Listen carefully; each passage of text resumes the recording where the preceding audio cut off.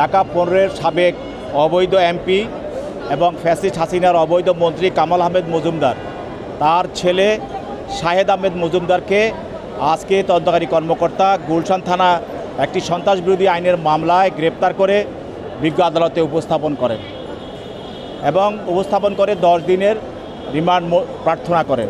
মামলাটি হলো গত 12/9/25 তারিখে গুলশান নিকেতন এলাকায়, সেখানে নিষিদ্ধ ঘোষিত ছাত্রলীগ, যুবলীগ এবং আওয়ামী লীগ তারা সরকার বিরোধী ব্যানারসহ সরকার বিরোধী স্লোগান দেয়, সরকারকে উৎখাত করার জন্য বিভিন্ন ধরনের স্লোগান দেয় এবং দেশে অস্থিতিশীলতা সৃষ্টি করার জন্য তারা স্লোগান দেয় এবং পালিয়ে যাওয়া শেখ হাসিনার পক্ষে তারা স্লোগান দেয় এবং অনেক গাড়ি ভাঙচুর করে। তো সেখানে পুলিশ তাৎক্ষণিকভাবে 5 জনকে গ্রেপ্তার করে।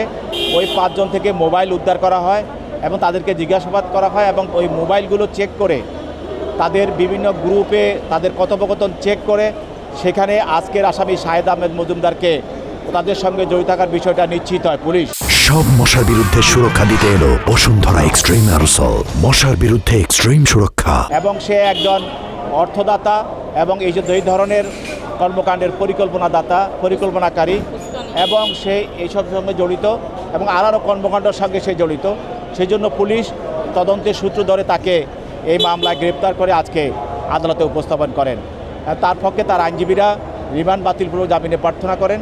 বিজ্ঞ আদালত উভয় পক্ষের বক্তব্য শোনার পর তার বিরুদ্ধে 5 দিনের রিমান্ড মঞ্জুর করে তাকে তদন্তকারী কর্মকর্তার হেফাজতে প্রদান করেন। ওনারা অনেকেই বলে যে আমরা এই 5 আগস্টের পরে কোনো ভূমিকা পালন করি নাই, কোথাও ছিলাম না।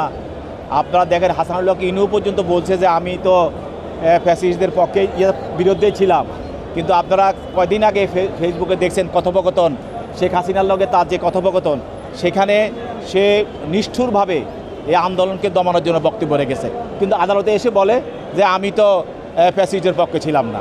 এরা এখন নিজেদেরকে সেভ করার জন্য আদালতে এসে অনেকগুলো মিথ্যা কথা বলে, কিন্তু বাস্তবের সঙ্গে এটা কোনো মিল নেই।